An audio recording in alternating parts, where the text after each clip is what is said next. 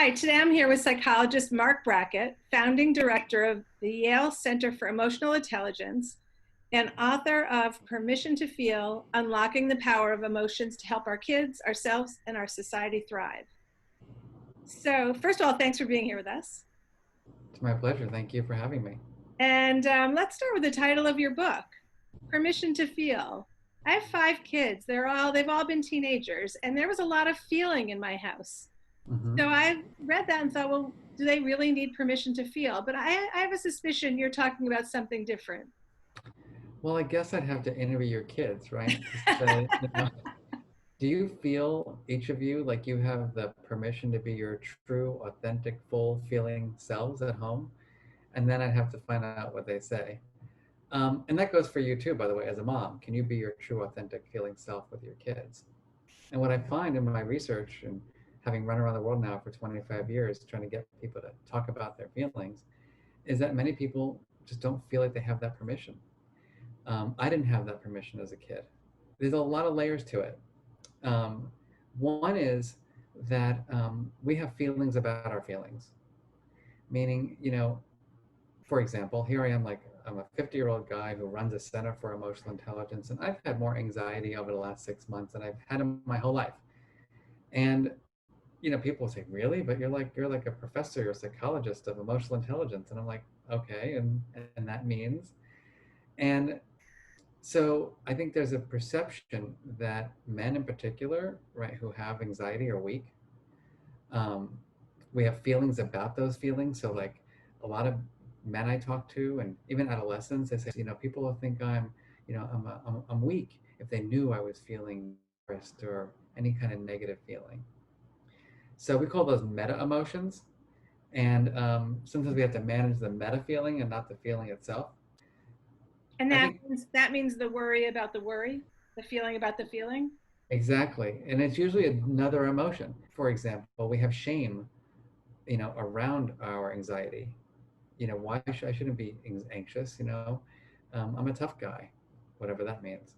And I notice my students, they're very unwilling to talk about their unpleasant feelings because it's like this taboo of looking weak, like you're not in control.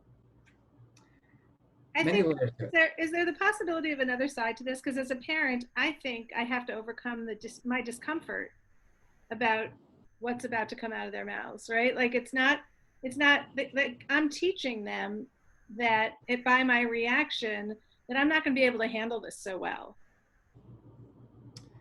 So I think you're getting at a really important point here, which is that part of permission to feel is knowing how to ask the question to our children, like, how are you feeling? And not being uncomfortable for what might come out and not judging it and just being that loving, validating, listening parent. I call those people compassionate emotion scientists as opposed to critical emotion judges. And that's hard. I think a lot of us don't feel, and kids in particular, like they have this permission because feelings take time, and a lot of parents don't want to spend that much time. So, for example, it's 7:45 in the morning. You've got to go to work. Your kids got to go to school, and you dare to ask the question like, "Hey, honey, how are you feeling?"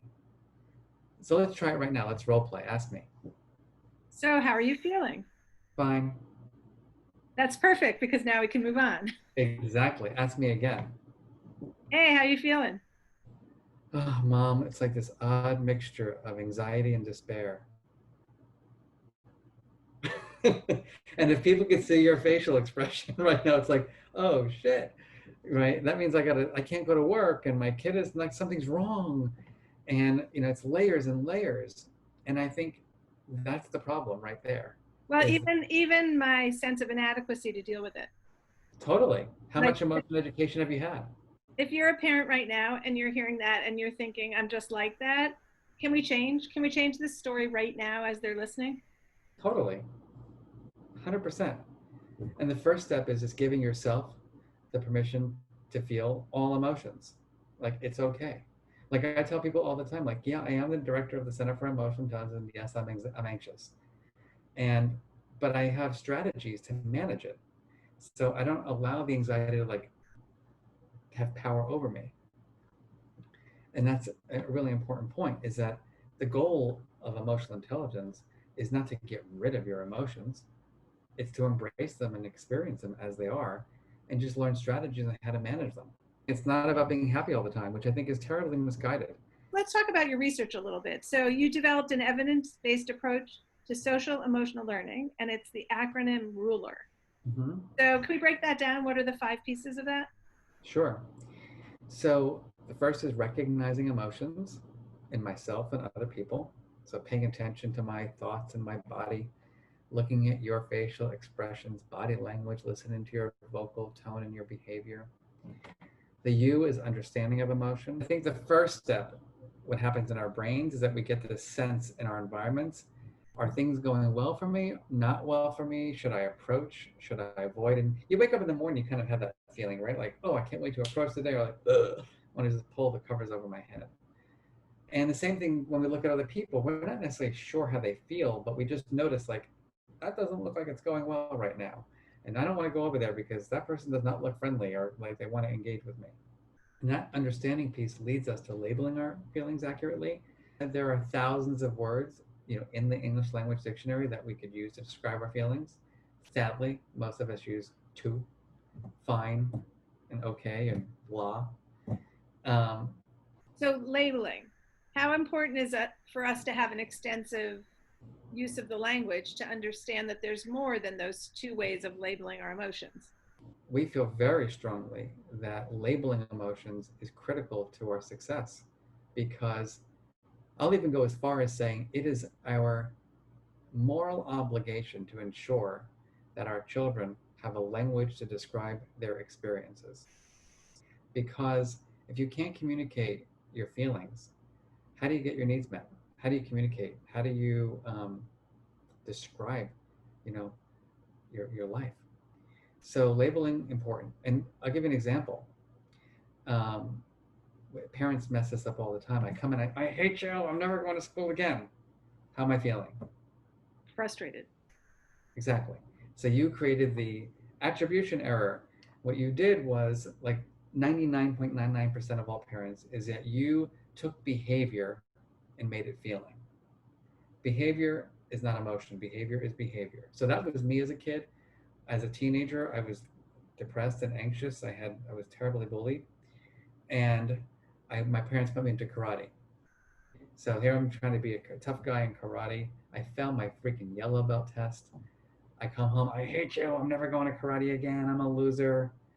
And what happened? My mother got triggered, right? Who do you are talking to that way? Get to your room. Wait till your father gets home. Then my father gets home. If you talk to your mother that way one more time, I'm going to lose it. Oh, I mean, they get into a fight. I'm in my room suffering. Nobody knows how I'm feeling. What I was feeling was complete humiliation and shame and fear and anxiety, and nobody knew it because my parents were activated by my behavior, which made them go into fight or flight mode, not learning mode. So another lesson for parents is you got to be in learning mode. Don't be in knowing mode. That's the danger. Always be in learning mode. Hey, honey, tell me more. What's going on? And then you listen, and then you learn. Oh my goodness. So he got spit on the bus. Oh my goodness. The kid made fun of him at karate. And then you start putting together the pieces to help your child understand their feelings, because only then can you help them regulate. Think about it. If you don't know what they're feeling, then you just send them to their room. You don't help them regulate. Well, that moment has its own set of challenges because now I have to suppress my reaction, Yes, you do. which is hard. And especially now could be really hard. And then I also have to be able to follow up with information. 100%. And so, what does that look like? Is there a second step after we've identified? I think you talk about not how can you solve this, but how can we solve this is very helpful. 100% correct. So the first step is, if your kid is really activated, you've got to find ways to just bring the energy down. That could be taking a walk, doing a little breathing exercise, giving some space. Obviously, you have to show that validation, that unconditional love and support. You want to ask questions that are not kind of manipulative, but like showing that you care, to kind of understand their story and their experience. which means that you probably have to start doing that yourself with your kids, right? Being real with them and saying, gosh, I've had a really rough day at work. I'm feeling worried about this and I'm angry about that. So it's like normalized that you talk about unpleasant feelings. When you ask those questions to find out the feeling, then it's saying, okay, honey, like, what do you need right now? Let's talk about it. So R, U, and L of ruler are what help us to identify our feelings accurately. That gets to the E and the R of ruler, which is, does my kid feel safe to express their emotions to me? Have I created weird power dynamics or gender dynamics in my home about what's appropriate or inappropriate about sharing? And then you got to know the strategies.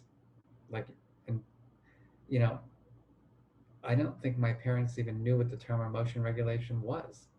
But was it a term then? Maybe in science, and honestly, here I was, in my 30s, I was in therapy, in graduate school, and I didn't, all I learned, like in therapy, I talked about like my relationship with my mother, but I never learned strategies to deal with my feelings. And it wasn't until I studied emotional intelligence, I'm like, wow, there are like real strategies. Like I can shift my self-talk. I can engage in reappraisal.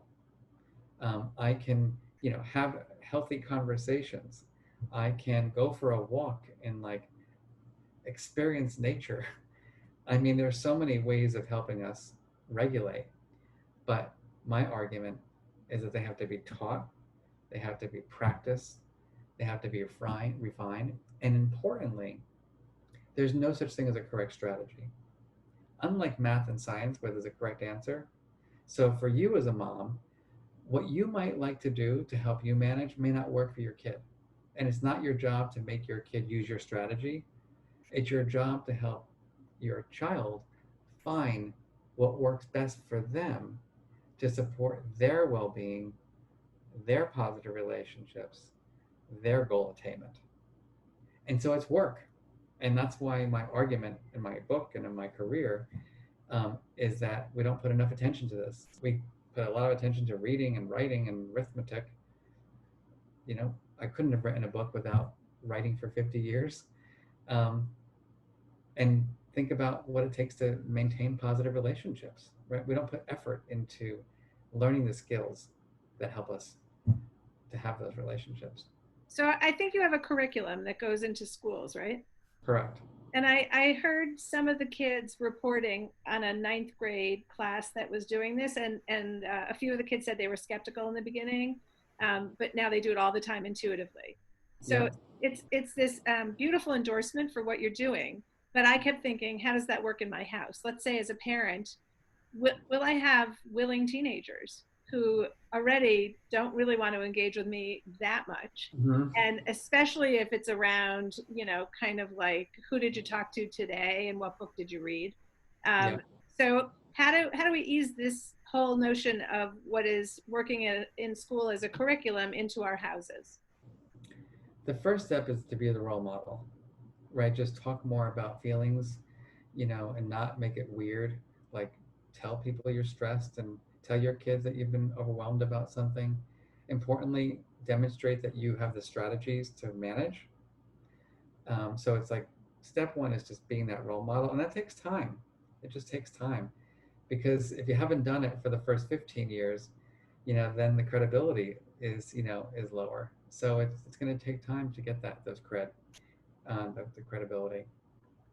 Um, and I think that doing it in a way that doesn't make kids feel like babies is really important. And so we get a lot of resistance in middle schools and high schools when it's taught in a way that makes them feel like kindergartners. Like, let's get in a circle and talk about our feelings. Like, that doesn't work for middle schoolers and high schoolers, right? You've got to approach it in a way that's more sophisticated, more nuanced, like how the brain operates, what neurochemicals, right, are happening in our brains that are related to our feelings. That's intriguing in high schools. And so, Okay, so in at this particular moment, we're also overwhelmed. And the last thing we want to tell parents right now is, here's one more great thing you can do.